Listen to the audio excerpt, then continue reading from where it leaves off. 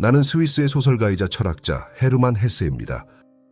그리고 오늘 나는 나 자신이 가장 깊이 사랑했던 한 인물, 한 젊은 수행자의 내면을 따라 걷는 길 위의 이야기를 들려드리고자 합니다. 그의 이름은 시다르타였습니다. 그는 붓다와 같은 시대를 살았지만 붓다와는 다른 길을 걸었던 존재였습니다. 그는 성자가 되려 하지 않았습니다. 그는 구도자가 되려 했고 끝끝내 자기 자신이 되려 했습니다. 그는 어느 날 문득 깨닫습니다. 타인의 가르침으로는 절대 자신이 도달하고자 하는 진리를 만날 수 없다는 것을요. 그래서 그는 모든 스승을 떠납니다. 심지어 붓다조차도 그는 스승으로 모시지 않았습니다. 왜냐하면 그는 이렇게 생각했기 때문입니다. 누군가가 나에게 말해주는 진리는 진정한 나의 것이 될 수 없다. 이 말이 이 책의 핵심입니다. 누군가에게 듣는 진리는 잠시 귀를 채울 수 있을 뿐, 그것이 진짜 삶이 되기 위해서는 몸으로, 심장으로, 고통과 환희로 직접 겪어야 한다는 사실을 나는 이 소설을 통해 보여주고 싶었습니다. 시스타르타는 줄거리가 단순한 듯 보이지만 그 내면은 매우 깊습니다. 이야기는 시다르타라는 불암한 청년의 여정을 따라갑니다. 그는 완벽한 집안, 총명한 두뇌, 깊은 영성을 모두 갖추었지만 어느 날 그는 문득 이 모든 것이 공허하다는 것을 느낍니다. 그래서 그는 세상을 떠나 사문이 됩니다. 금욕과 극기의 길을 걷습니다. 하지만 그 역시도 그를 채우지 못합니다. 그는 다시 또 떠나 부처를 만납니다. 세상의 모든 사람들이 모여 그를 경배할 때 시스다르타는 오히려 그 자리를 떠납니다. 왜냐하면 부처의 말은 완벽했지만 그 말이 곧 삶이 되지는 않는다는 것을 깨달았기 때문입니다. 그 뒤 시스다르타는 또다시 길을 떠나 현실과 쾌락과 부의 세계로 들어갑니다. 아름다운 여인 카말라와 사랑을 나누고 상인 감사미와 함께 부자가 되고 욕망과 탐욕의 삶에 빠져들죠. 그러다 그는 자신의 타락을 자각하고 다시 모든 것을 버립니다.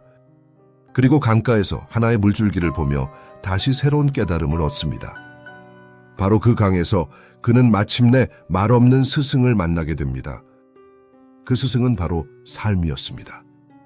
말로 된 진리가 아니라 시간과 침묵, 반복과 리듬으로 이루어진 삶의 흐름이었습니다. 그곳에서 그는 늙은 뱃사공 바수데바를 만나 그와 함께 강가에서 뱃사공이 되어 살아갑니다. 그리고 그곳에서 마침내 그는 처음 떠났던 그 질문, 나는 누구인가, 진리는 어디 있는가에 대한 대답을 얻게 됩니다. 이 책의 구조는 세 단계로 나뉩니다. 첫 번째는 출가와 구도의 시기, 두 번째는 세속으로의 추락과 방황의 시기, 세 번째는 강가에서의 침묵과 깨달음의 시기입니다. 등장인물은 시스다르타, 고빈다, 카말라, 감사미, 바수데바, 붓다로 단출합니다. 각각의 인물은 시스다르타의 내면 여정을 비추는 거울 같은 존재들입니다. 나는 이 작품을 통해 말이 아니라 침묵에서, 답이 아니라 질문에서, 결론이 아니라 과정에서 진리의 실마리를 찾도록 유도하고자 했습니다. 나는 이제야 말할 수 있습니다. 삶이란 것은 이해하는 것이 아니라 살아내는 것이라고. 나는 시다르타를 통해 내 자신이 한 생을 통째로 질문하고 또 대답해 보았습니다. 그의 여정은 외적으로 보면 단순한 방랑일지 모릅니다. 하지만 그 속에는 하나하나 삶의 뿌리에서 솟은 철학들이 있었지요.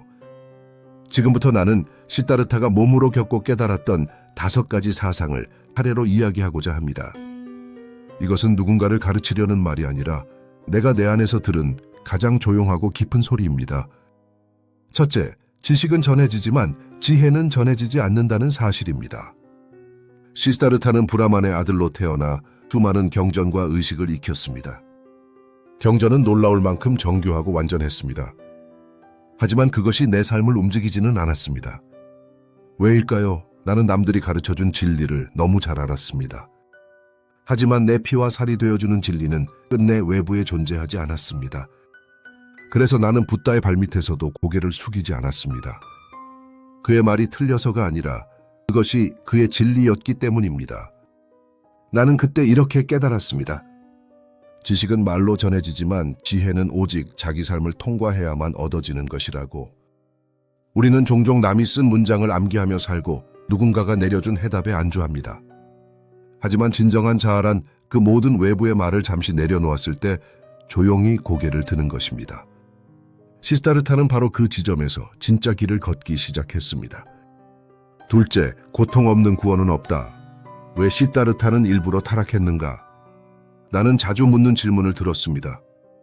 왜 시스타르타는 고행의 길도 떠났고 심지어 사랑과 재물, 탐욕과 타락의 길까지 스스로 걸어갔는가? 그 대답은 간단합니다. 그는 깨끗한 길만으로는 삶 전체를 알 수 없다는 걸 알았기 때문입니다.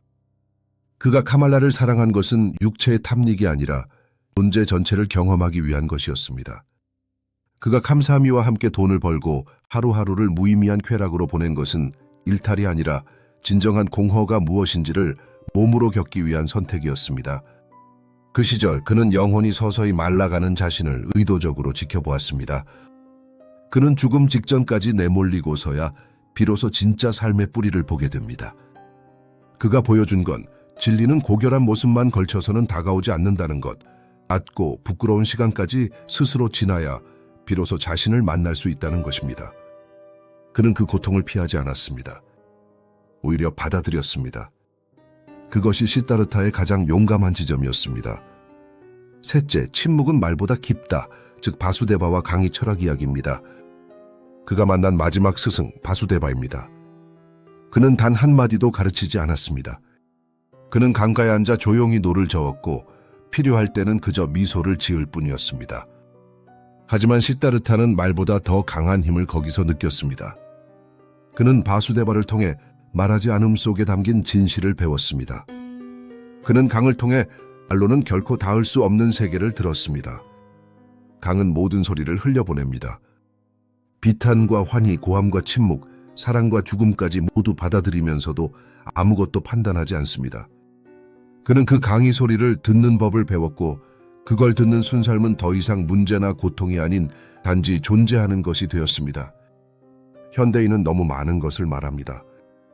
SNS의 책에, 강의에, 광고에 우리의 말은 풍성하지만 정작 침묵에 귀 기울이는 법은 잊고 있지요.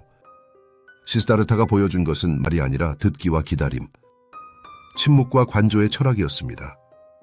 넷째, 모든 것은 연결되어 있다. 시간의 환, 윤회의 순환 이야기입니다. 그는 어느 날 강가에 앉아 물의 흐름 속에서 하나의 진실을 발견합니다.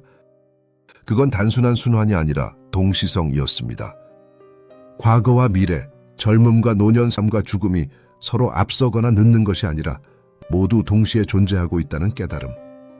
그는 그것을 강물에서 봅니다. 강물은 끊임없이 흘러가지만 강 그 자체는 변하지 않습니다. 모든 것이 변하지만 그 변화조차 하나의 정체성을 가진다는 것. 이 깨달음은 시스타르타를 평온하게 만들었습니다. 그는 더 이상 과거를 후회하지 않았고 미래를 불안해하지 않았습니다. 모든 것은 지금 이 순간 속에 이미 깃들어 있었기 때문입니다. 이것이 바로 윤회의 사상입니다. 인도의 전통 속에서 나는 이 순환을 도식화된 종교 개념이 아닌 존재의 감각으로 표현하고자 했습니다. 다섯째, 자기 자신이 길이다. 누구도 대신해 줄 수 없는 존재의 여정 이야기입니다. 모든 여정의 끝에서 남는 것이 하나 있다면 그것은 자기 자신입니다. 누구도 나 대신 길을 걸어줄 수 없고 누구도 내 삶을 대신 살아줄 수 없다는 것. 시스타르타는 그 긴 시간 동안 수많은 스승을 만났고 수많은 길을 보았습니다. 하지만 결국 그는 알게 됩니다. 어떤 가르침도 어떤 이상도 자기 자신이 그것을 직접 살아내지 않으면 진짜가 될 수 없다는 사실을요. 그래서 그는 어떤 종교에도 속하지 않고 어떤 교리에도 머무르지 않았습니다. 그는 고빈되게 자신이 찾은 진리를 말로 설명하지 않았습니다. 대신 그를 조용히 바라보고 그의 이마에 입을 맞췄습니다. 그 순간 고빈다는 말없이 모든 것을 느꼈습니다. 이것이 마지막 진리였습니다. 길은 밖에 있지 않다. 길은 내 안에 있다. 나는 지금도 이 문장을 조용히 마음에 새깁니다. 나는 시스타르타를 통해 말을 줄였고 지식을 버렸고 삶을 더 깊이 듣는 법을 배웠습니다. 이제 나는 당신에게 묻습니다. 당신은 지금 누구의 진리를 살고 있습니까? 그리고 당신은 지금 당신의 길 위에 있습니까? 이제 내가 이 책을 쓰게 된 개인적 이야기를 해볼까 합니다. 나는 1887년 독일과 스위스의 국경 근처 칼브라는 작은 도시에서 태어났습니다. 목사의 아들이었고 조부는 인도 선교사였습니다. 어릴 적부터 나는 두 개의 세계를 동시에 살아야 했습니다. 서구적 이성과 규범의 세계, 그리고 동양적 직관과 신비의 세계. 나는 그것들을 동시에 품고 있었지만 그 조화는 결코 쉬운 일이 아니었습니다. 어릴 적부터 나는 반복적으로 내면의 충돌을 겪었습니다.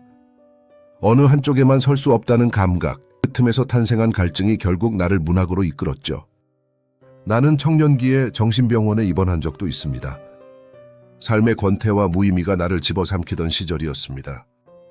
내 안에 어떤 균열이 너무 깊었기에 나는 문장으로 그것을 붙잡고자 했습니다.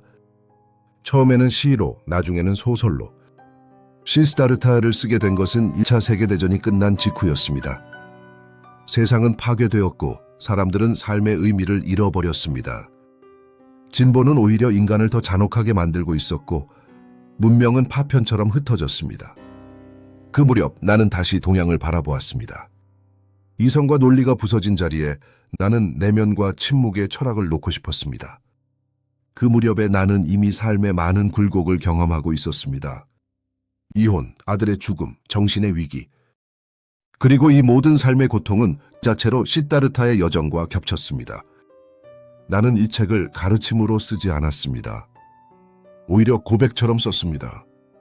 삶을 너무 많이 겪고 그 끝에서 더 이상 어떤 교훈도 줄 수 없을 때 나는 조용히 이렇게 말하고 싶었습니다. 진리는 말로 전해지지 않는다라고 말이죠. 그 말은 곧 나 자신에 대한 말이었습니다. 문학의 끝에 가닿는 유일한 침묵. 시스타르타는 내가 되고 싶었던 인간이었고 어쩌면 한없이 닮고자 했던 나 자신의 가능한 얼굴이었습니다. 나는 이 소설을 통해 독자에게 구원을 주려 한 것이 아닙니다. 그저 삶이란 결국 자신만이 건널 수 있는 강이라는 것을 조용히 말하고 싶었을 뿐입니다. 나는 많은 이들에게 묻고 싶었습니다. 당신이 지금 살아가고 있는 삶, 그것은 진정 당신 자신의 삶인가요? 아니면 누군가에게 배운 삶, 누군가가 정해준 삶을 그저 반복하고 있는 건 아닌가요? 나는 시다르타를 통해 그 질문 하나를 던졌습니다.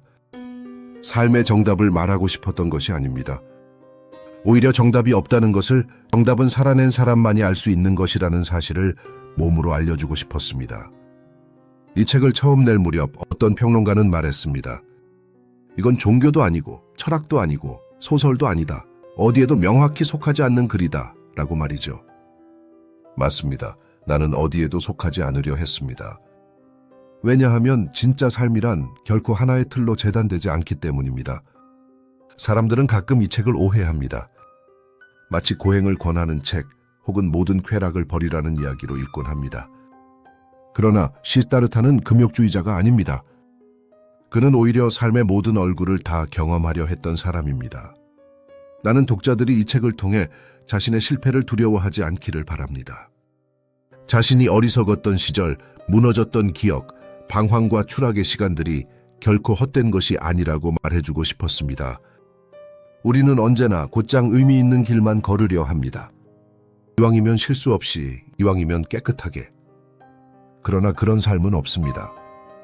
모든 인간은 반드시 멀어졌다가 돌아오는 길을 경험합니다. 시스타르타는 삶의 그 빙 둘러가는 길이 사실은 가장 빠른 길임을 보여주었습니다. 진리는 책 속에 있지 않고 강의 소리에 있습니다. 그것은 단지 물소리가 아니라 내 삶의 흐름, 내 감정의 파문, 내 선택의 결과가 부딪히는 진짜 나의 목소리입니다. 나는 요즘 사람들이 지나치게 빠르다는 생각을 자주 합니다. 정보는 너무 많고 답은 너무 쉽게 검색됩니다. 그러나 정작 내 마음의 소리는 들어본 적이 없는 경우가 많습니다. 그래서 이 책은 그 빠른 길을 걷는 모든 이들에게 하루쯤 강가에 멈춰 앉아 물소리를 들어보라고 말하는 책입니다. 너는 지금 누구의 길을 걷고 있니? 그 질문 하나면 충분합니다. 가끔 독자들이 묻습니다. 헤세 선생님, 그럼 결국 시다르타는 행복해졌습니까? 나는 그 질문에 이렇게 대답하곤 합니다. 그는 누구보다도 자신답게 살았습니다. 그것이 행복이라면 그는 분명 행복했습니다. 우리는 누구나 다 시다르타입니다. 누구의 자식으로 태어나 누구의 말에 이끌려 살아가다가 결국 혼자 남겨진 시간 앞에서 나는 누구인가? 라는 질문과 마주합니다. 그때 필요한 누군가의 해답이 아닙니다. 침묵 속에서 들려오는 작은 물소리 하나, 그것이면 충분합니다. 이 책이 사람들에게 말하고자 했던 건 어쩌면 아주 단순한 사실 하나일지도 모릅니다. 남을 따라가다 보면 어느 순간 내가 누구였는지 잊게 됩니다. 우리는 늘 비교하며 살죠. 누구는 돈이 많고, 누구는 말도 잘하고, 누구는 집안이 좋고, SNS만 열어봐도 세상은 부러울 것 투성입니다. 하지만 그 비교의 끝에는 항상 공허함만 남습니다. 시스타르타는 그걸 아주 일찍 알아챘습니다.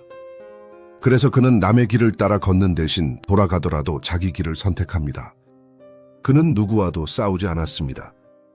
붓다와도, 친구 고빈다와도, 세상의 부자들과도. 대신 그는 조용히 자기 안의 소리에 귀를 기울입니다. 그리고 이렇게 말합니다. 나는 생각할 수 있고, 기다릴 수 있고, 금식할 수 있다. 이건 겉으로 보기엔 아무것도 아닌 것처럼 보입니다. 하지만 사실은 그게 전부입니다. 내가 잘하는 것, 내가 지켜온 것, 그 작고 조용한 능력들이 결국 내 인생을 지켜주는 유일한 힘입니다. 누구나 남보다 뒤처진다는 불안, 나만 뭔가 없는 것 같다는 허전함, 무언가가 되지 못했다는 초조함을 안고 삽니다. 그럴 때 이 책이 속삭여줍니다. 괜찮아, 조금 돌아가도 돼. 남과 달라도 돼. 너만의 강이 있으니까. 삶은 달리기가 아닙니다. 속도가 아니라 방향입니다. 그 방향을 남이 아닌 내 마음이 정해주는 삶. 그것이 시타르타가 말한 조용하지만 단단한 인생입니다. 나는 이 책을 쓰며 마지막으로 이렇게 말하고 싶었습니다. 진리는 말로 전해지지 않는다. 하지만 당신이 그 물소리를 들을 수 있다면 그것으로 충분하다. 이것이 내 인생의 마지막 문장입니다. 그리고 이 말이 당신 삶에도 닿기를 바랍니다.